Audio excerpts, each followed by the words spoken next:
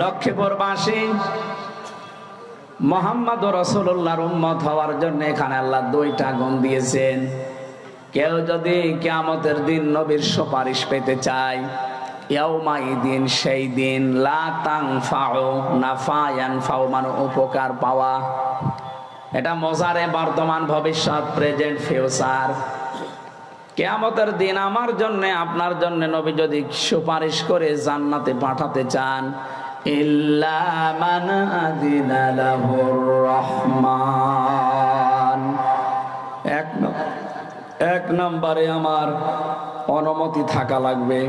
আল্লাহ বলবেন যে যা তোরে অনুমতি দিলাম। 2 নম্বরে ওয়ারাদিয়াল্লাহু কাওলা, আমি যে কথাবার্তা বলি এ কথার উপরও আল্লাহর রাজি থাকা লাগবে। লক্ষ্মীপুরবাসী একটু খেয়াল করেন তো, আমি যে কথা বলি আমার এই কথার উপরে আল্লাহ রাজি আছে। আমি যে জীবন তৈরি করেছি আমার প্র্যাকটিক্যাল লাইফের উপরে আল্লাহ রাজি আছে। এই 2টা শর্ত যারা মেনে চলতে পারবে কিয়ামতে তারা নবীর সুপারিশ পাবে। এখন আপনি ভাবেন আপনি এ পর্যন্ত যোগ্যতায় এসেছেন কিনা। আমি আকিজ গ্রুপের খতিব, বাংলাদেশে একটা নাম করা গ্রুপ, আকিজ গ্রুপের নাম শোনেন? এখন ওনার কাছে যেহেতু মালিকের সাথে থাকি, এজন্য অনেকে বলে আমার একটু সুপারিশ করে দিন যেন চাকরিটা হয়ে যায়, কারণ ওদের তো লক্ষ লক্ষ শ্রমিক। মালিক আমাকে নিজের ছোট ভাইয়ের মতো মনে করে। আমি যদি এই লোকটার জন্য সুপারিশ করে বলি যে স্যার একে নিয়ে নেন, এখন অনেক সার্কুলার দেওয়ার সময় দিয়েছে যে বিএ পাস লাগবে, ও ম্যাট্রিক ফেল। আমি না, আমার বাবা সুপারিশ করলেও নেবে, উনি নেবে বিএ পাস, আরো 4 বছর 5 বছরের অভিজ্ঞতা লাগবে ওই বিষয়ে। অত অভিজ্ঞতাই নেই, আবার ম্যাট্রিক ফেল করে বলছে এই আমার সার্টিফিকেট নেন।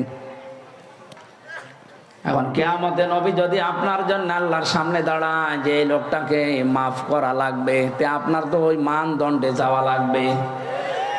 আপনি নবীর উম্মত হওয়ার জন্য কি জীবন গঠন করলেন? ফামা বাকাত আলাইহিমুস সামাউ ওয়াল আরদু ওয়া মা কানু মুনজারিন। রব্বুল আলামিন বলেন এমনও মানুষ দুনিয়া থেকে বিদায় নেয়, ওর জন্য আকাশেও কেউ কাঁদে না, জমিনেও কেউ কাঁদে না, ইন্না লিল্লাহ পড়ে না। আমি দেখেছি এই দেশ থেকে বহু মানুষ এখন বিদায় নিচ্ছে, তাদের জন্য আকাশ জমিন কাঁদা দূরের কথা, ইন্না লিল্লাহ কেউ পড়ছে না, খালি লেখছে আলহামদুলিল্লাহ। সাবেক অ্যাটর্নি জেনারেল মাহবুবে আলম, নাম শোনেননি? কোথায় বাড়ি, কোথায়? বংশীগঞ্জে।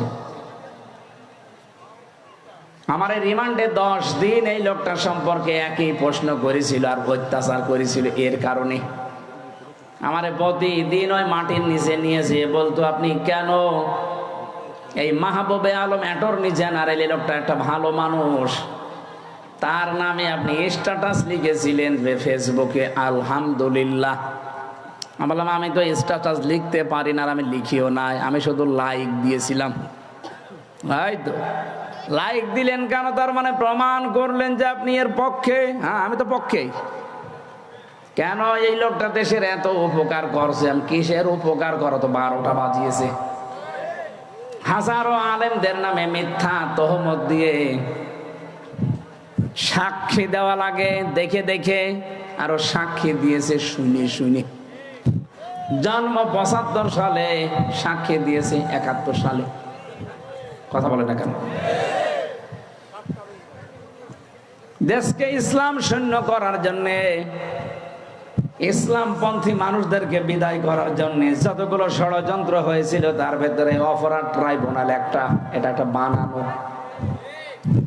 এই জন্য সালাউদ্দিন কাদের চৌধুরী ফাঁসির মঞ্চে দাঁড়িয়েও বলেছিল এই ট্রাইব্যুনালটা যেন নষ্ট করবা না। উনি মনে হয় বলেছিল এই কথা যে আমি দেখতে পাচ্ছি এই ট্রাইব্যুনালে হাসিনার বিচার হবে, তাই হচ্ছে। খাপের খাপ, মমতাজের বাপ, মিলে গেছে একেবারে। এখন পৃথিবীর একটা ইতিহাস হয়ে থাকবে, গণহত্যার দায়ে যদি এই মহিলাকে ফাঁসি দেওয়া যায়, কারণ আজ পর্যন্ত বাংলাদেশে কোনো মহিলার ফাঁসি হয়নি। এটা দিয়ে যদি আরম্ভ হয় তাহলে আমি রোজা রাখবো। কি একটা দুইটা মানুষ না, 2732 জন মানুষ হত্যার সাথে জড়িত শুধু 24-এ। 13 সালের দিকে তাকান, 6 সালের দিকে তাকান, আমার মনে হয় সারাটা জীবনে শুধু মানুষ হত্যার সাথে মেতেছিল। আমার ফাঁসি চাই বীর মুক্তিযোদ্ধা মতিয়ার রহমান রিন্টু। এই লোকটার লেখা পড়লাম পুরাটা, উনি যা লিখেছে আপনি যদি এখন পুরাটা বই পড়েন এখনই গালি দেওয়া আরম্ভ করবেন। সে বাংলায় গালি দেবেন। নিষিদ্ধ ছিল তো বইটা এতদিন, এখন খুলে দিয়েছে, প্রায় লোকই দেখছি কেনছে আর পড়ছে, ওদের মনোভাব পুরা পাল্টিয়ে যাচ্ছে। আজকেও সকালবেলা এই বইটা শুধু পড়ে একজন মসজিদ কোর্টে আগুন লাগিয়ে দিয়েছে। কি ভাই এটা বলছেন? হ্যাঁ, আমি এতদিন জানতাম না যে এত মানুষ হত্যা করলে নাকি ওই দিন একটু আনন্দ পেত বেশি। উনি একটা মানুষ একটা জীবন তৈরি করতে পারেন না, আর হত্যা করে আপনি উল্লাস করেন।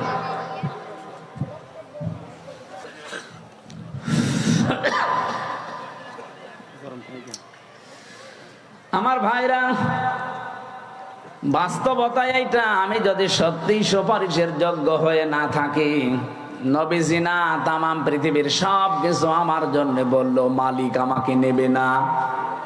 এজন্য আমি এখন থেকেই ভাবি আসলে আমি সুপারিশের যোগ্যতা অর্জন করেছি কিনা।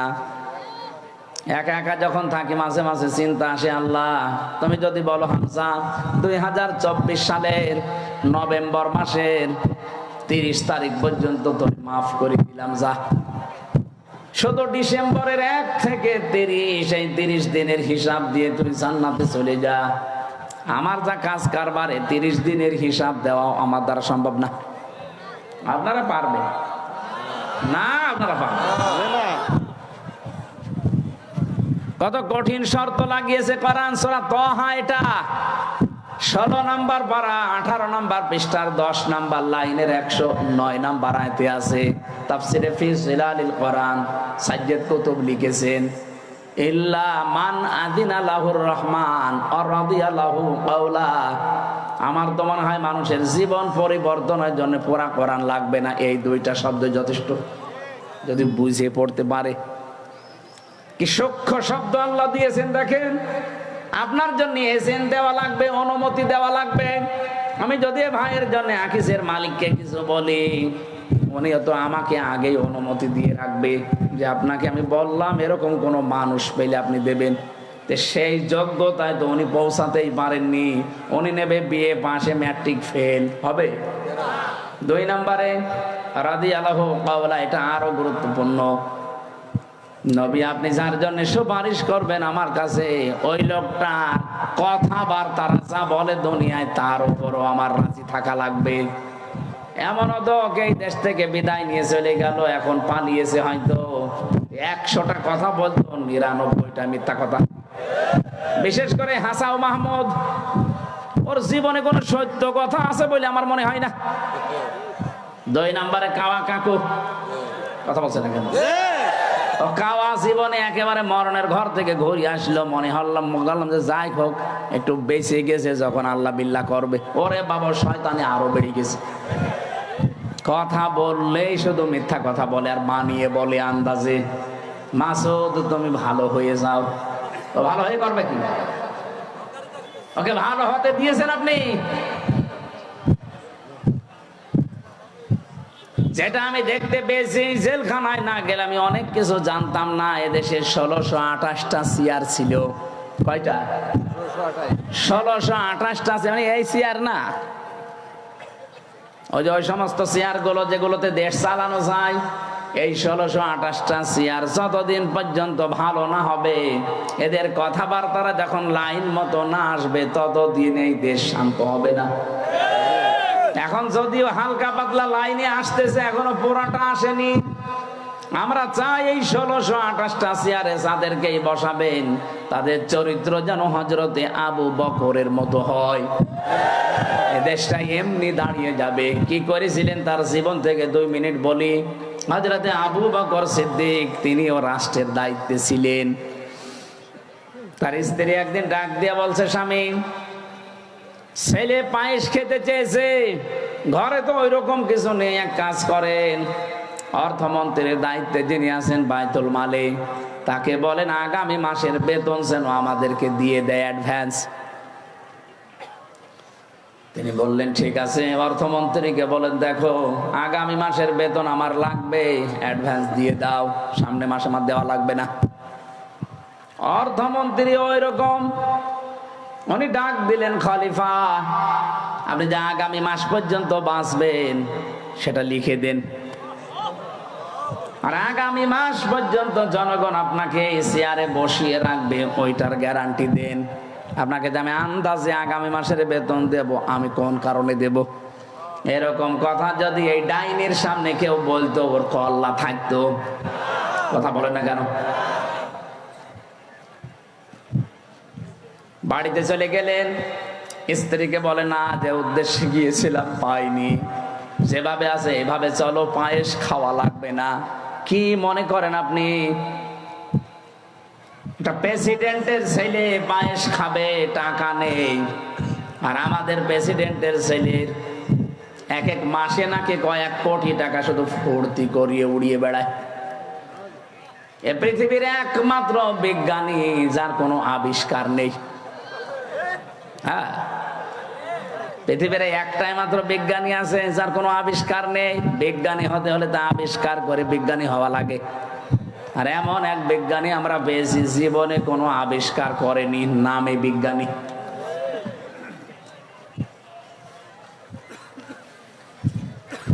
লক্ষ্মীপুরবাসী, বিএনপি যারা করেন তাদেরকে আমি আহ্বান জানাচ্ছি, আপনার চরিত্র জিয়াউর রহমানের মতো তৈরি করেন।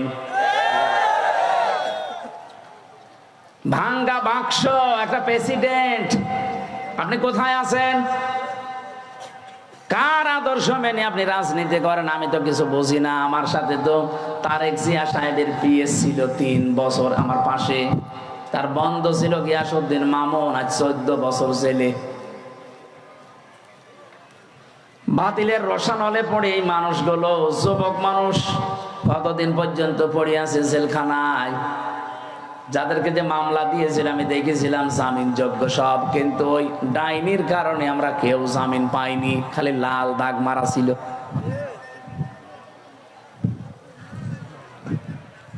যারা আজ নাম ভাঙিয়ে চলতে চাচ্ছেন, না, আপনি কিন্তু মুনাফিকি করছেন আপনার নিজের সাথে।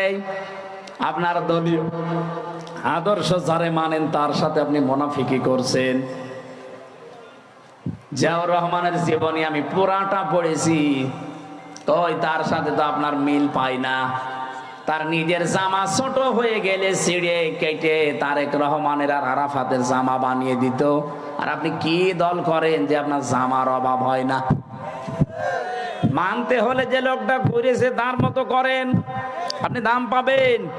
আজ পর্যন্ত বঙ্গবন্ধুকেও হত্যা করা হয়েছে, জিয়াউর রহমানকেও হত্যা করা হয়েছে, কিন্তু বঙ্গবন্ধুর নামে কেউ শহীদ বলে ডাকে না, অথচ জিয়ার নাম শুনলেই মানুষ বলে শহীদ জিয়া। এমনি বলে। আরাফাতের ময়দানে যান, লক্ষ লক্ষ হাজী সাহেবেরা তার জন্য অন্তত একবার হলেও দোয়া করে, কারণ মাথার উপরে যে ছায়াটা পায় ওই ছায়ার আবিষ্কারক জিয়াউর রহমান। নিম গাছ লাগিয়েছিল, লক্ষ লক্ষ নিম গাছ লাগিয়ে দিয়েছে। আমিও তো কয়বার গেলাম, সেখানে যাবার পরেই এমনি অটোমেটিক আমার মুখ দিয়ে দোয়া চলে আসে, আল্লাহ তুমি যাই করো শহীদ জিয়াকে মাফ করে দিও, কারণ তার কারণে আজকে আমরা একটু ছায়া পাচ্ছি। কত লক্ষ হাজিরা যায় সেখানে, সবাই কিন্তু এই দোয়াটা করে। আর আরাফাতের ময়দানের দোয়া 100 ভাগ কবুল হয়। সুবহানাল্লাহ বলতে পারেন না? আপনি এরকম কিছু কাজ করে তো দেখাবেন মানবতার জন্যে। আপনি যদি এখন উল্টা পাল্টা আরম্ভ করেন, আরে ভাই কত গোয়েন্দা লিগে আছে আপনি জানেন দেশে বিদেশের, আপনি কিছুই টের পাচ্ছেন না বাস্তবতা। আমিও টের পেতাম না, কিন্তু এখন টের পাচ্ছি। বিশেষ করে 3টা বছর আমি এই কঠিন অবস্থায় না থাকলে আমি অনেক কিছু জানতাম না। দুনিয়ায় গা ভাসিয়ে চলতাম, এখন দেখছি না, এই কুষ্টিয়া থেকে এ পর্যন্ত এসেছি, এটা আমার কপাল। আবার বাড়িতে ফিরে যাব, যদি সহিষ্ণুভাবে ফিরে যেতে পারি, এইটাও আমার কপাল। কত কিছু লাগানো আছে আমাদের পেছনে, প্রতিটি মানুষের পেছনে এটা লাগানো আছে। আমি ধরা পড়ার পরের দিন মাওলানা আমিরুল ইসলাম বেলালী, সাতক্ষীরায় বাড়ি, আলেমদের সভাপতি ছিল ওই সময় মুফাসসির পরিষদের। উনি আমার বাড়িতে কল দিয়েছে, জিজ্ঞাসা করছে হামজাকে যদি খবর পাও তো বলবা এই এই কথাগুলো। ও শয়তানরা দেখছি সকালবেলা আমার এই রিমান্ডে এইগুলো দেখাচ্ছে। আশ্চর্য তো, কোথায় কে কোন নাম্বারে কল দিয়েছে সেটা পর্যন্ত সব রেকর্ড করা ছাড়া। আমি যদি একটু উল্টা পাল্টা মিথ্যা বলবো না, ওইগুলো আমার দেখি আগেই। ওই সময় বলেছি, বসে বুঝেছিলাম যে কি অবস্থায় আছি আমরা। বিশেষ করে বাটন মোবাইলে যারা কথা বলে, এ বাটন মোবাইলে কথা বলা আর থানায় বসে বসে কথা বলা একই। বলে হোয়াটসঅ্যাপ রেকর্ড হয় না, কে বলেছে রেকর্ড হয় না? সবগুলো রেকর্ড হয়। এই জন্য গোয়েন্দা নজরদারিতে লেখা দেশের 18 কোটি মানুষে আছি, দেশি এবং বিদেশি। তামাম দুনিয়ায় যে ভয়েস অফ আমেরিকা, মাইক্রোসফট, এগুলো সব খ্রিস্টানরা আর ইহুদিরা চালায়। আপনি দেখেছেন কি কি রিপোর্ট এখন বের করছে। ভারত এতদিন আমাদের পেছনে, লক্ষ্মীপুর এটা তো মুসলমানের আখড়া, আলেমদের জেলা এগুলো। আমরা সারা দেশে তাই জানি যে এটা আলেমদের শহর। এই কথা বলো না কেন? আপনারা নিষিদ্ধ করে দেবেন এই জেলায় যেন এই খ্রিস্টানদের কালচার পালন না হয়। অনেক যুবক কিন্তু এটা পালন করার জন্য টাকা পয়সা অনেকে গুছিয়েছে, যে ফুল দেবে প্রেমিকাকে। কিসের প্রেমিকা? বিয়ের আগে প্রেম করা জায়েজ আছে, খালি ফুল দেওয়া জায়েজ আছে। এটা হিন্দুদের খ্রিস্টানদের কালচার। আজকে তওবা করেন না, যা করেছিলাম আর সামনে কোনোদিন করব না। এই 4-5 জেলা তো আমার ধারণায় আসে না। আমরা এখান থেকে ইসলাম নিয়ে আমরা পালন করি। সারা বাংলাদেশের 64 জেলা জানে, কুমিল্লা, নোয়াখালী, ফেনী, চাঁদপুর আর লক্ষ্মীপুর, এই 4-5টা জেলা আলেমদের শহর। এখানে ইসলামের চর্চা বেশি হয়। এই ইসলাম কোন ইসলাম? এটা 31st নাইট পালন করা। ওদিন যদি পালন করতেই হয় রাত 12টার পরে তাহাজ্জুদে দাঁড়াবেন, অন্তত 4 রাকাত, 8 রাকাত, 12 রাকাত তাহাজ্জুদ পড়ে কঠিন একটা সেজদায় পড়ে থাকবেন আধা ঘন্টা 1 ঘন্টা। বলবেন আল্লাহ, বিগত জীবনে যাই করেছি অন্তত সামনের বছরটা আমি তোমার পথে চলতে চাই। এইটা 31st নাইট এইভাবে পালন করা যাবে না। ঠিক আছে, আলহামদুলিল্লাহ। আমি নবীর উম্মত হওয়ার জন্য আমি সহ যারা আসলাম, আমাদের যোগ্যতা যেন ওই পর্যায়ে যায়। নবী যেন আমাদের দিকে দেখেই বুঝতে পারে না এটা আমার উম্মত ছিল। আল্লাহ আমাদেরকে কবুল করুন, আমিন। আমরা আজকে তেলাওয়াতকৃত আয়াত সূরা মায়েদার 8 এবং 9, এই 2টা আয়াতের সাবজেক্ট হচ্ছে ন্যায় বিচার। কি বিচার? আমরা কোরআনে কারিম থেকে তাফসীর আকারে কথা শুনতে চাচ্ছি। সূরা মায়েদা 120টা আয়াত আছে, 16টা রুকু আছে। আমরা পড়েছি মাত্র 2টা আয়াত, 1 আয়াতের তাফসীর করব, 8 নম্বর আয়াতের। আমার বিষয় কি বললাম? বলেন। কিয়ামতের ওই কঠিন ময়দানে কোন নামাজিকে, কোন রোজাদারকে, কোন দানশীলকে, কোন পর্দাওয়ালা মহিলাকে আল্লাহ আরশের ছায়ায় স্থান দেবে, বলেন নাই? বলেছে ওই মানুষকে আমি স্থান দেব যে দুনিয়ায় ন্যায় বিচার কায়েম করতে পারে। এটা শুধু রাষ্ট্রের বিষয় না, ব্যক্তিগত জীবন থেকে শুরু করে আমরা একেবারে আন্তর্জাতিক জীবন পর্যন্ত পুরা কোরআন দিয়ে মিলাতে চাই। এই চলে যাচ্ছেন মানে? আমার এখানে বসিয়ে রেখে চলে যাচ্ছেন কেন? আর প্রসাব পায়খানা আর বিড়ি খাওয়ার নেশা লাগলে যাবেন না, অনেকে আবার নেশা আছে। আপনাদের চট্টগ্রাম বিভাগ না এটা? এই বিভাগের জন্য তো আবার বিড়ির মাসলা আলাদা। এই এলাকার ইমামও বিড়ি খায়, যদিও এখানকার নাই, চট্টগ্রামে আমি পেয়েছি। হালি শহরে আমি নিজে দেখেছি ইমাম সাহেব বিড়ি খাচ্ছি। কে ভাই বসে অসুবিধা নেই, মাকুল। সিলেটে আরো বেশি খায়, কিন্তু আমাদের খুলনা বিভাগে বাড়ি, আমার খুলনা, বরিশাল, এই 2 বিভাগের মানুষ বিড়ি না। ইমাম সাহেব, মুয়াজ্জিন সাহেব, খাদেম, রাস্তা মসজিদ ঝাড়ু দেয়, সেও যদি বিড়িখোর হয় তারও রাখবে না। আপনাদের যেহেতু এলাকায় এগুলো নেশা আছে, এই এলাকায় বিড়ি তো তৈরি হয় না। না, এগুলো হয় সব কুষ্টিয়া, যশোর, কুষ্টিয়া, কুড়িগ্রাম, এই সমস্ত জেলায় তৈরি হয়। ওগুলো সব সাপ্লাই দিয়ে আসে। কি দিয়ে বানায় দেখেছেন? তামাক। সবচাইতে বেশি চাষ হয় কুষ্টিয়া, চুয়াডাঙ্গায়।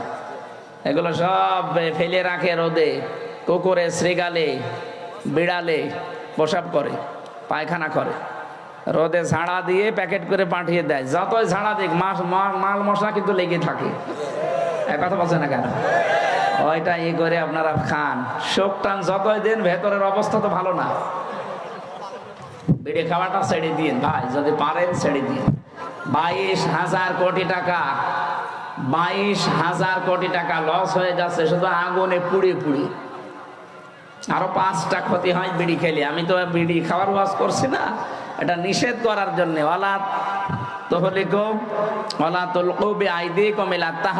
নিজেদেরকে নিজেরা ধ্বংস করে দিও না, এটা আত্মহত্যার শামিল। মানুষ মনে করে বিড়ি খেলে আর কি কয়েকটা জিনিস নষ্ট হয়ে যায় ভেতরে। আর আপনাকে আল্লাহ যা দিয়েছেন এগুলো সব আল্লাহর পক্ষ থেকে আমানত। একটা জিনিস আপনি নষ্ট করতে পারবেন না ইচ্ছা করে, কথা বলেন না কেন? সুতরাং এটা যারা খাচ্ছেন ছেড়ে দেবেন। আর যদি খুব বেশি নেশা লাগে, আজকের মতো খান, খেয়ে আবার তাড়াতাড়ি চলে আসবেন ইনশাআল্লাহ। দেখলেন, ইনশাআল্লাহ বলছি, তার মানে এরা খাবে। এবার আমরা কোরআনে যাচ্ছি। নেন, আল্লাহ রাব্বুল আলামিন বলেন, ইয়া আল্লাযীনা আমানু, ও হে যারা ঈমানের দাবি করো। ডাক দিয়েছেন আল্লাহ কাদের? আরো জোরে। এখানে আমরা যারা আছি সবাই কি ঈমানদার না বেঈমান? না না, আপনি আন্দাজে বললে হবে। সাহাবী প্রশ্ন করলেন, হে নবী, আমার ভেতরে যে ঈমান আছে আমি টের পাবো কি করে? নবীজি বললেন, ইদা সাররাতকা হাসানাতুকা ওয়া সাআতকা সাজ্জিআতুকা ফাআনতা মুমিন। যখন তোমার ভালো কাজগুলো তোমাকে আনন্দ দেবে আর অন্যায় কাজগুলো তোমাকে কষ্ট দেবে, ভেতর থেকে একটা বাধা আসবে, প্রতিবন্ধকতা সৃষ্টি হবে, তখন বুঝবে তোমার ঈমান আছে। ও বাংলার মুসলমানেরা, আমাদের সবার কাছে কি ভালো কাজ ভালো লাগে? বলেন না কেন? অন্যায় কাজ অন্যায় মনে হয়। এই যে মোবাইলের ভেতরে যাদের এমন এমন দৃশ্য আছে, সিনেমা আছে, নভেল, নাটক আছে, যেগুলো নিজে দেখলে আনন্দ পান, অন্য কেউ দেখলে আপনার লজ্জা লাগে, এরকম কোন দৃশ্য যদি থাকে এই মুহূর্তে ডিলিট করা লাগবে। যাই আছে নিজে দেখলে ভালো লাগে, অন্য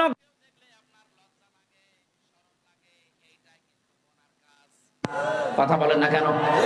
এরকম কোন দৃশ্য নেই মোবাইলে? এখনই ডিলিট করেন, তারপরে ওয়াজ শুরু করছি। নেন, কারা কারা ডিলিট করবেন হাত তোলেন তো, হাত তোলেন। হ্যাঁ, দাঁড়িয়েলা ভাই, দেখি মোবাইল, দেখি কি আছে আপনার। ওই যে আপনার পাশেরটা, কি আছে? কি কিছুই নেই, কিছুই নেই। আলহামদুলিল্লাহ, এলাকা ভালো আছে। তাহলে নবীজির হাদিস অনুযায়ী ঈমান আমাদের আছে কিনা এটা একটা থার্মোমিটার। যখন ভালো কাজগুলো আপনার ভালো লাগবে, অন্যায় দেখলে আপনার ভেতর থেকে একটা বাধা আসবে, কষ্ট লাগবে, তখন বুঝবেন আপনার ঈমান আছে। কি কথা বলেন না কেন? এই ঈমানদারকে আল্লাহ ডাক দিয়ে জানিয়েছেন, কোন তোমরা হয়ে যাও কাওয়ামিনা লিল্লাহ শুহাদা বিল কিসত। এক নম্বরে তোমরা আল্লাহর জন্য দাঁড়িয়ে যাও, সত্যের সাক্ষ্য দেওয়ার জন্য। ন্যায় বিচার কায়েম করা এবং সত্যের সাক্ষ্য, এই দুইটার জন্য তোমরা দাঁড়াও। এ ঘোষণাকার আল্লাহ। ও বাংলার ইমানদারেরা, দল মত নির্বিশেষে আজকে আমাদেরকে দাঁড়াতে হবে ন্যায় বিচার কায়েমের জন্য আর সত্য সাক্ষ্য দেওয়ার জন্য। আল্লাহ রাব্বুল আলামিন বলেন, ওয়ালা ইয়াজরিমান্নাকুম শানানু কওমিন। পুরা কোরআন শরীফে যত আয়াত আমি তাফসীর পড়েছি, এইটা আমার কাছে সবচাইতে ভয়ের আয়াত। আপনি হয়তো এখনো বোঝেননি আল্লাহর বক্তব্যটা, ওয়ালা ইয়াজরিমান্নাকুম শানাআনু কওমিন, কোন ব্যক্তি, কোন দল, কোন গোষ্ঠী, কোন জাতি তাদের উপরে রাগান্বিত হয়ে তাদের উপরে যেন অবিচার করবা না। হিংসার বশবর্তী হয়ে কোন ব্যক্তি, কোন পরিবার, কোন সমাজ, কোন দল, কোন জাতি, কোন গোষ্ঠী এদের উপরে হিংসার বশবর্তী হয়ে রাগ করে কোন অবিচার চাপিয়ে দিবা না। এ ঘোষণা কার? অথচ আমি, আমার মনে হয় এই 54 বছরে এইটাই দেখতে পাচ্ছি। একটা লোকের উপরে রাগ আছে, রাগ তুলতে গিয়ে ন্যায় বিচার না অবিচারের একেবারে সর্বশেষ জায়গায় পৌঁছিয়ে যাচ্ছে। এই আয়াতটা কিয়ামতে অনেকের বিরুদ্ধে দাঁড়াবে আমার মনে হয়। বিশেষ করে যে মহিলা নিজের রাগকে কন্ট্রোল করতে না পেরে একটা মানুষের উপরে, একটা ব্যক্তির উপরে, একটা দলের উপরে রাগ করে তাদেরকে শেষ করে দেওয়ার জন্য অবিচারের একেবারে শেষ পর্যায়ে চলে গেছে। আরে ভাই, আমার নামে যদি কেউ রাজাকারের মামলা দেয়, এটা শয়তানও বিশ্বাস করবে? ওসি আমারে ডাক দিয়ে বলছে, হুজুর আপনি আসেন না কেন? আমাদের কাছে নির্ভরযোগ্য সূত্রে খবর এসেছে যে আপনি রাজাকার। আমি বললাম যে ভাই, আপনি আমারে দেখেছেন কোনোদিন সরাসরি? বলছে না, আমি একটা হিন্দু মানুষ। আপনি একটা হিন্দু মানুষ, আমাকে তো দেখেননি সরাসরি, কোন কারণে এটা বলেন? বলে সকালবেলা এসেছিল কয়েকজন জব্বার পাগড়ি মাথায় দিয়ে, তারা এসে বলল আপনি নাকি কুষ্টিয়ার চিহ্নিত রাজাকার। বললাম আমার বয়স এখন 33 বছর, আমার 92 সালে জন্ম। আমার বাবা ওই সময় হয়েছে কিনা আল্লাহ ভালো জানে। আমার বাবার মনে হয় এখন 55 বছর হবে।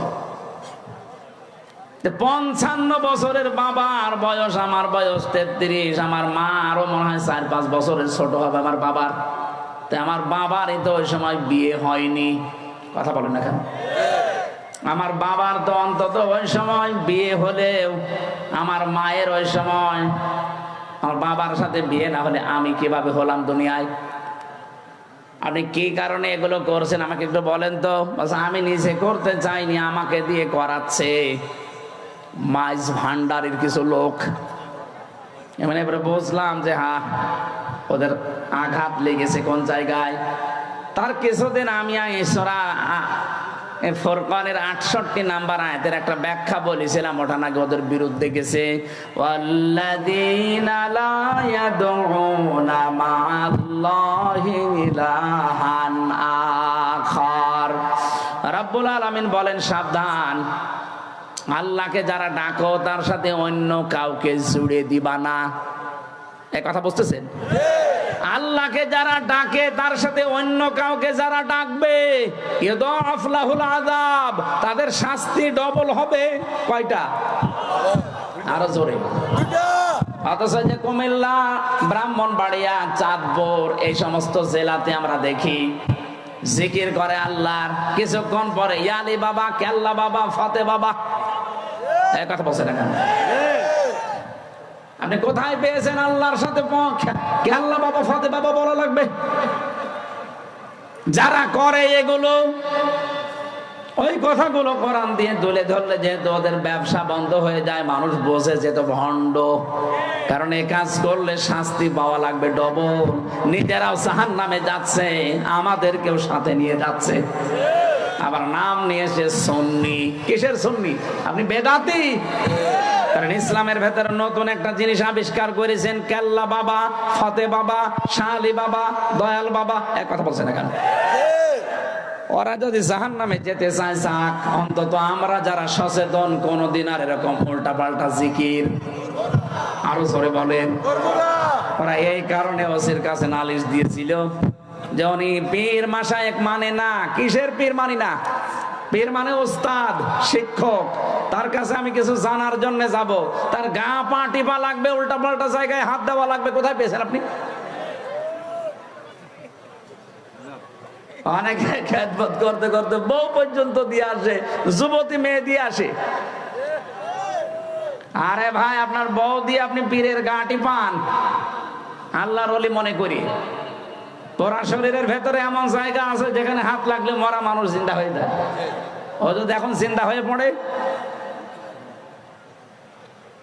বাংলাদেশে 48,000-এর উপরে দরবার, অধিকাংশ দরবারে ইসলাম নেই, সবগুলো বানানো ইসলাম চলছে। আর আমার কুষ্টিয়াতে তো একটা আছে আল্লাহর ওলি লালন শাহ, বিভিন্ন মানুষ এই সমস্ত এলাকা থেকে বাস ট্রাক ভরে ভরে যাচ্ছে। সারা দেশ মিলিয়ে আপনি যেই কয় মন গাঁজা না পাবেন, তার চাইতে বেশি গাঁজা পাওয়া যায় লালনের মাজারে। কারণ বাংলাদেশের ভেতরে একটাই নিরাপদ জায়গা যেখানে পুলিশ পাহারা দিয়ে গাঁজা খাওয়ায়। আর আপনারা আন্দাজে ওখানে যান, তওবা করবেন। আওয়াজ যারা শুনতে পাচ্ছেন যে জীবনেও অন্তত ওখানে যাব না। প্রকাশ্য জেনা, ব্যভিচার আর এই গাঁজা খাওয়া প্রকাশ্য, কিচ্ছু বলে না, লাইসেন্স করা আছে। আমার ভাইরা, এই মিথ্যা মিথ্যা মিথ্যা মামলা দিয়ে, মিথ্যা সাক্ষী দিয়ে মানুষের জীবন যারা নষ্ট করে দিয়েছেন, আল্লাহ পাক তাদেরকে আজ নির্দেশ দিচ্ছে, ঈমানের দাবি করো, ভালো করে শোনো। দাঁড়িয়ে যাবে না এই বিচার কায়েমের জন্য। ওই লোকটা যদি নিজের নিকট আত্মীয় হয়, তারপরও তার ছাড় দেওয়া যাবে না। কারণ অধিকাংশ আগের উম্মত যারা, ওই মানুষগুলো গরিব মানুষরা যদি অন্যায় করতো, একেবারে 100 বিচার করতো। আর ধনী মানুষেরা, পাওয়ারফুল মানুষেরা, টাকা পয়সাওয়ালা মানুষের ছেলেরা মেয়েরা, তারা নিজেরা অন্যায় করলে তখন আর কিছু বলতো না। এটা ঠিক 2008 থেকে 24 পর্যন্ত এইরকমই চলেছে। যদি বিরোধী দলের কেউ কিছু করে, 5 থেকে চুন খসে 14টা মামলা হয়ে যায় তার নামে। আর নিজের দলের লোক যদি আকাশও খেয়ে ফেলে, কোনো অসুবিধা নেই। এ পাশের জেলা চাঁদপুর, এখানে সেলিম নামে এক বালু খেকো ছিল না? চাঁদপুরে না? হ্যাঁ, চাঁদপুরে। আমার সাথে ছেলে ছিল। আমি দেখেছি এই লোকটার আচরণ কি। ওখানে যে মানুষগুলো কয়েদি আছে তাদেরকে পর্যন্ত পিটাতে যেত। কোথায় আছে এখন জানি না, মনে হয় বের হয়েছে, মরে গেছে। ও, গণপিটুনিতে মরেছে, আলহামদুলিল্লাহ। আচরণ খুব খারাপ, ভেতরে থাকতে জ্বালিয়েছে। আওয়ামী লীগ করতে মনে হয় না, শয়তানের ভেতরে যে ওই শয়তানি করেছে। লোক, হ্যাঁ, আল্লাহর ওলির লোক হবে। আমার ভাইরা, আমার আয়াতের মূল কথায় যাচ্ছে, আমরা আজকে থেকে যে যা করুক, আমরা দাঁড়িয়ে যাব সত্য প্রতিষ্ঠা করার জন্যে। আরে পৃথিবীতে সব চাইতে বড় সত্য হচ্ছে আমার আল্লাহর কোরআন। এটা প্রতিষ্ঠার জন্য আপনাকে দাঁড়াতে হবে। কেউ না থাক, আমি একাই দাঁড়িয়ে যাব। এটা কার জন্য দাঁড়াবো? আল্লাহ বলেছেন লিল্লাহি, আমি আল্লাহর জন্য দাঁড়াবি। আপনি তাকান তো নবীজির জীবনের দিকে, তামাম দুনিয়া একদিকে আর বিশ্ব নবী একা একদিকে। কি? কেউ গাছ পূজা, কেউ মাছ পূজা, কেউ আগুন পূজা, কেউ দুর্গা পূজা, কেউ দর্গা পূজা নিয়ে ব্যস্ত ছিল। আর নবীজি পুরা একা দাঁড়িয়ে বলেছেন লা ইলাহা ইল্লাল্লাহ, আমি কাউকে মানি না, যিনি সত্য ইলাহ আমি তাকে মানি। কারণ আমি দাঁড়িয়েছি কোন কাওয়ামিনা লিল্লাহ, আমি আল্লাহর জন্য দাঁড়িয়েছি। বাংলার মুসলমানেরা এই আয়াত আমি 100% বিশ্বাস করি। 100% আমি বিশ্বাস করে যতদিন আমি মেনে নিয়েছি, আমি দেখেছি আল্লাহ আমাকে সাহায্য করেছে। সেই 13 সালে একবার, 11 সালে একবার আমাকে গ্রেফতার করেছিল এই আয়াতটার কারণে। কোরআনে কারিমের আয়াত ব্যাখ্যা করছিলাম ওই সময়। ইয়া আইয়ুহার রাসূল বাল্লিগ মা উনজিলা ইলাইকা মির রাব্বিক, হে রাসূল, আপনাকে আমি যা নাযিল করেছি ওটা মানুষের কাছে প্রচার করেন। আমি তো আল্লাহর আয়াতের উপরে 100% বিশ্বাস করে শুরু করেছিলাম, কিন্তু ওই সময় একেবারে ভরা যৌবন ওদের। আমার নামে মামলা দিল পুলিশের কাছে যে উনি শিবির করে, শিবিরের রক কেটে বেড়ায় ক্যাডার। এটা যে একটা ডাহা মিথ্যা কথা, আমার জীবন দিয়ে আমি প্রমাণিত। রক কাটা কারে বলে জীবনে কোনোদিন দেখি নাই, নামও শুনি নাই। অথচ ইসলামপন্থী এই মানুষগুলোর ওপরে একটা মিথ্যা তহমত দিয়ে বাংলার মানুষ থেকে এতদিন আড়াল করে রেখেছিল জালেমরা। এখন অনেকে আবার জালেমদের পক্ষ নিয়ে কথা বলছেন। এই বাংলাদেশে যদি সিগারেট বিহীন কোন ছেলে থাকে সেটা শিবিরের ছেলে। আমি গ্যারান্টি দিচ্ছি, আপনি বলেন। এরা টেন্ডার বাজি করে না, চাঁদা বাজি করে না, সিগারেট খায় না, ডাল খায় না। বিশ্ববিদ্যালয়ে তা আমিও পড়েছি। এই মানুষগুলো সকালে উঠে দেখতাম কোরআন পড়ছে, লালন শাহ হলে আমি ছিলাম। আর অন্য দলের ছেলেদেরকে দেখেছি সকালে উঠে কলি করছে লাল পানি দিয়ে। লাল পানি বোঝেন?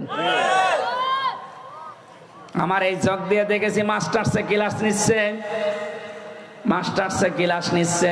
এই কে কমনে তাকান আপনি? আমি ইশারা দিচ্ছি না, বললাম লাগবে না।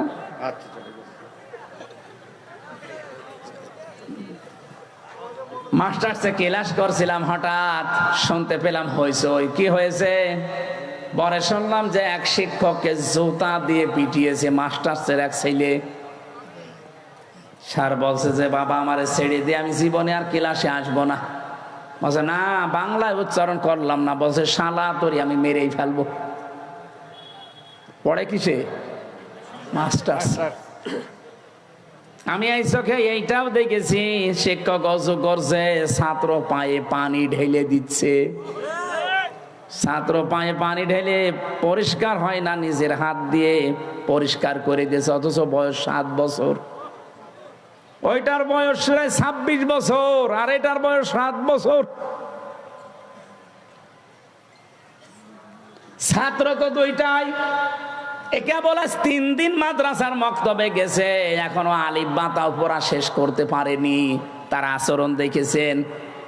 আর ওটা মাস্টার শেষ করে কালকে ডিসি হবে, এসপি হবে, টিএনও হবে, ওসি হবে। সে শিক্ষককে গালি দিয়ে পিটাচ্ছে। একটাই কারণ, এর ভেতরে কোরআন আছে আর ওর ভেতরে কোরআনের আলো নেই।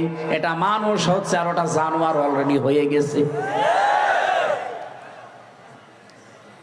রক কাটার নাম আজ মুসলমানদের, ইসলামপন্থীদের ভেতরে লাগিয়ে দিয়েছে জালেমরা। এই কারণে মানুষ যেন এদের কাছে না আসে। একটা মানুষের রক কেটে দেওয়া, এর মতো মানবতা বিরোধী অপরাধ আছে। এদের ভেতরে আমার ভিডিও আছে। আজকে আসার সময়ও দেখছিলাম। 5 আগস্টের এই দিনে একটা ছেলে হেঁটে যাচ্ছে আর একজন তরবারি নিয়ে এক কোপে তার হাতের ওপরে। দেখেন নি ভিডিওটা? আপনি বলেন তো এটা মানুষ বলা যায়? জীবিত মানুষকে আপনি কোপ দিচ্ছেন। বিশ্বজিৎ হত্যার যে মামলার আসামি প্রধান আমার সাথে জেলখানায় ছিল, আমাদের মাঝে মাঝে এসে কান্নাকাটি করতো যে জীবনে ভুল করে ফেলেছি, কি করলাম। একটা হিন্দু ও বারবার আমাকে বলছিল যে ভাই কিসের জামাত, কিসের শিবির, আমি তো মুসলমানই না। আপনার যদি বিশ্বাস না হয় আমার কাপড় খুলে দেখেন। তারপরও আমরা তাকে ছাড়ি নাই, কোপ দিয়ে শেষ করে দিয়েছি। অথচ আজ আমি কি করলাম? 30 বছর আমার জেল। কত? 30টা বছর আমার জেল খাটা লাগবে। আমার মা বাবা আমার আর খোঁজ নেয় না। আমার দলীয় লোকও কোনো পরিচয় আর নেই আমাদের সাথে। জেলখানায় একটা টাকাও কেউ পাঠায় না। মানবেতর জীবন যখন এখন উল্টাপাল্টা করে চলা লাগে। কার ইশারায় কি করছেন আপনি? একবার 4 দেওয়ালের মাঝে যান, কোন মহারথী আপনাকে বাঁচাবে না। এই জন্য নিজের চরকায় নিজে তেল দেন, নিজে ভালো হয়ে যান। উল্টা পাল্টা কাজ করে যদি সত্যি ধরা পড়েন, মনে করছেন আমার অমুক বাবা আছে, বাঁচাবে। কিসের বাবা? গোয়েন্দা রিপোর্ট কিন্তু খুব খারাপ আসতেছে সামনে। আমি আজকেও একেবারে সর্বোচ্চ পর্যায়ে একজনের সাথে কথা বলেছি। মনে বলছে আমরা খুব পর্যবেক্ষণে রেখেছি একেবারে সারা দেশটা, দেখতে চাচ্ছি কে কেমন কাজ করে। আপনারা যা করছেন সতর্ক করলাম, এরপরও যদি আপনি না থামেন আপনার অবস্থাও জালেমদের মতোই হবে। সত্যের সাক্ষ্য দেওয়ার জন্য যারাই দাঁড়িয়ে যায়, পৃথিবীর ইতিহাস বলছে এই মানুষগুলোর শত্রু বেড়ে যায়। আরে ভাই, আমিও যদি কোরআনে কারিমের দাওয়াত ওই সেই 13 সাল থেকে 11 সাল থেকে শুরু করতাম, বাবা কাঁদো কাঁদো, আমিও কাঁদতাম, আপনারাও কাঁদতেন, কেঁদে কেটে শেষ হয়ে যেতাম না, কিছুই হতো না। আমি কোরআন যেই দিন বুঝেছি সেদিন দেখেছি আল্লাহু ইয়াসিমুকা মিনান নাস। হে নবী, যদি কোরআনে কারিম সঠিকভাবে প্রচার করেন, বিপদ আপদ যদি আসে আমি আল্লাহ আপনাকে বাঁচাবো।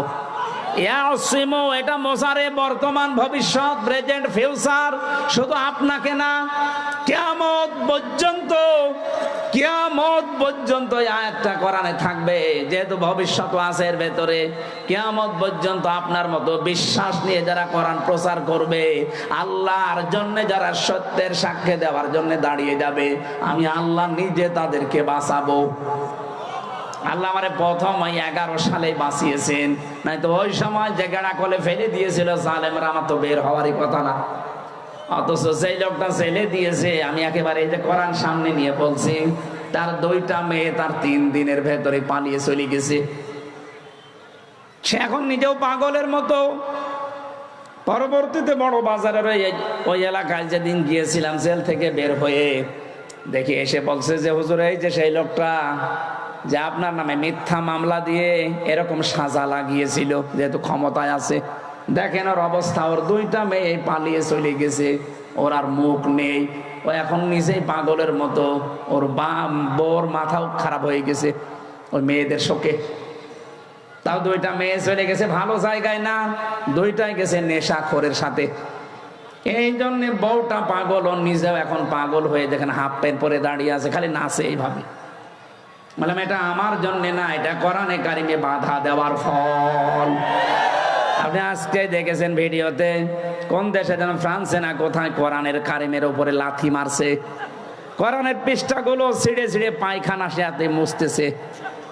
এই জন্য আল্লাহ সরাসরি সামনাসামনি তারে ধরেছে, মুখটা করে দিয়েছে সাপের মতো, আর পা ফইলে সেরকম বালিশের মতো হয়েছে। দুনিয়াতে যারা সত্যের সাক্ষ্য দেওয়ার জন্য দাঁড়ায় তাদের বাঁচাবে কে? তাদের বিরুদ্ধে কেউ দাঁড়ালে তাদের ধ্বংস করবে কে? এখানে কোন ব্যক্তি, কোন গোষ্ঠী, কোন দলের উপরে রাগ করতে গিয়ে আপনি যেন অবিচার করে না ফেলেন। এই জন্য তো বারবার আমরা সাবধান হচ্ছি, যে যতটুকু অপরাধ করেছে তার শাস্তি দেন, তার শাস্তি যেন অন্য কেউ না পায়।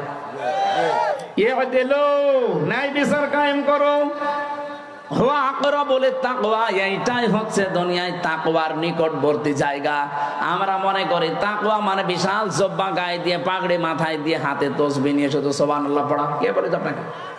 তাকওয়া শব্দের শাব্দিক অর্থ হচ্ছে আপনাকে ওই কাজের জ্ঞান এবং যোগ্যতা অর্জন করে সুচারুরূপে আঞ্জাম দেওয়া লাগবে। তাকওয়া কি বোঝা গেছে? তাকওয়ার ব্যাখ্যা প্রায় 19টা আছে। 1 নাম্বার ব্যাখ্যা আল্লাহর নিষিদ্ধ কাজগুলো ঘৃণা ভরে ছেড়ে দেওয়া। তাকওয়ার 2 নাম্বার ব্যাখ্যা আপনি যেখানে যেই কাজে লাগবেন ওই কাজের শিক্ষা এবং প্রশিক্ষণ নিয়ে ওই কাজটা সুচারুরূপে আঞ্জাম দেওয়ার নাম তাকওয়া। আমি খোলাখুলি বলছি, এই দেশে যারা ইসলাম কায়েম করতে চায় তারা কিন্তু এই তাকওয়া অর্জন করার জন্য 100 ভাগ কাজ করছে। আপনি যে কোনো বিভাগে দেখেন, চিকিৎসা বিভাগ, শিক্ষা বিভাগ, আদালতে, আইনে, প্রশাসনে, যেখানেই দেখবেন শুধু লোক তৈরি করা না, লোককে তৈরি করে শিক্ষা দিয়ে, প্রশিক্ষণ দিয়ে ওই জায়গা যেন দুর্নীতি মুক্ত করা যায়, এভাবে 100 ভাগ কাজ চালিয়ে যাচ্ছে। এটা আরবি নাম তাকওয়া। ন্যায় বিচার যদি কায়েমে না হয় এদেশে তাকওয়া বলে কিছু থাকবে না। কারণ ইউদিলু, ন্যায় বিচার কায়েম করো, হুয়া আকরাবু লিত্তাকওয়া। আকরাবু ইসমে তাফসিল, এইটাই নিকটবর্তী পন্থা তাকওয়ার। আত্তাকুল্লাহ, আল্লাহকে ভয় করো। কেন আল্লাহ আবার পরে আত্তাকুল্লাহ দিলেন? হে বাংলার মুসলমানেরা, এই তাকওয়া শব্দের ব্যাখ্যা যদি বাস্তবে আপনি নিয়ে আসতে না পারেন, আপনার পরবর্তী প্রজন্ম যারা আসবে তারা সত্যি সত্যি বেঈমান হয়ে যাবে। এই আয়াতের ব্যাখ্যায় আমি অনেকগুলো ঘটনা পড়েছি। এই যে আব্দুল কাদের জেলানী রহমতুল্লাহ আলাইহে বলা হয় যে হুজুর দোয়া করেন যেন ছেলে মেয়ে তাদের মতো হয়। এমনি হবে? আব্দুল কাদের জেলানীর মায়ের পেটের দিকে তাকান। তার মা এই যে পেটে তাকে ধারণ করেছিলেন, উনি এসে একদিন বলছে, মা তুমি সত্যি করে বলো তো, আমাকে পেটে রাখা অবস্থায় কোনো হারাম কাজ করেছো? বলে কেন? যা পড়ি আমার পড়া মনে থাকে না, আমার মনে হয় আমাকে পেটে রেখে কোনো হারাম কাজে তুমি লিপ্ত ছিলে। মা বলছে, বাবা আমার কোনো রকম কথা মনে নেই, তবে একটা কথা আমার মনে পড়ে। আমার পেটে যখন তোর বয়স 9 মাস, তোকে নিয়ে গিয়েছিলাম তোর নানির বাড়িতে বেড়াতে। ওঠানের ওপরে আচার দেওয়া ছিল, শোকাতে রোদে ওইটা তুলে খেয়েছিলাম। অত জানলাম যে ওইটা পাশের বাড়ির একজন রোদে শোকাতে দিয়েছে। ও বাবা আব্দুল কাদের, মানুষের জিনিস পেটে রাখা অবস্থায় না বলে খেয়েছিলাম, এই কারণেই মনে হয় তোর মেধার উপরে এর প্রভাব পড়েছে, এই জন্য পড়া মনে থাকে না। ও বাংলার মেয়েরা, তাকওয়া কারে বলে আপনি একটু খেয়াল করেন তো। মানুষের জিনিস না বলে খাওয়ার কারণে যদি ওই প্রভাব সন্তানের মেধার উপরে পড়ে, এ কারণে যদি ছেলে মেয়ের লেখাপড়া মনে না থাকে, আমাদেরকে যারা পেটে নেন কি করেন আপনি? কত কিছু না বলে খেয়ে হজম করে ফেলেন। আপনার পেটে এমনি আসবে আব্দুল কাদের জেলানি। এই জন্য মেয়েরা যারা এসেছেন বিভিন্ন জায়গায় বসে আছেন, আপনাদের পেট ঠিক করবেন। আর আমরা তাকওয়া অবলম্বন আজকে থেকে করব এইভাবে, যেখানে যেই কাজ করব সে কাজটা যত ছোট হোক আর বড় হোক, ওই কাজের শিক্ষা এবং প্রশিক্ষণ নিয়ে ওই কাজটা সুচারুরূপে আঞ্জাম দেওয়ার চেষ্টা চালাবো। আল্লাহ আমাদেরকে তৌফিক দেন আয়াতটা মেনে চলার। ইন্নাল্লাহা খাবীরুম বিমা তা'মালুন, অবশ্যই আমি আল্লাহ খবর রাখি তোমরা যা করো। আল্লাহ যে সব জানে, সব খবর রাখে, এই জন্য তাকে সাক্ষী রেখে সত্যকে প্রতিষ্ঠা করার জন্য, ন্যায়ের সাক্ষী হওয়ার জন্য প্রত্যেকের জায়গা থেকে চেষ্টা করি। আমিন।